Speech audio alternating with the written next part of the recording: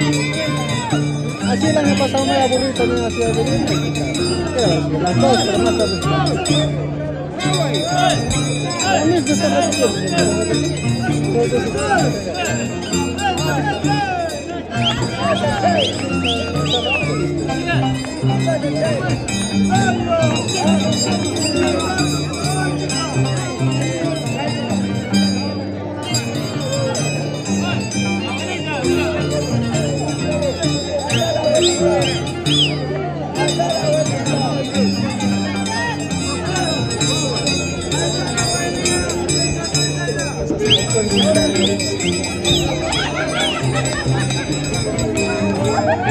está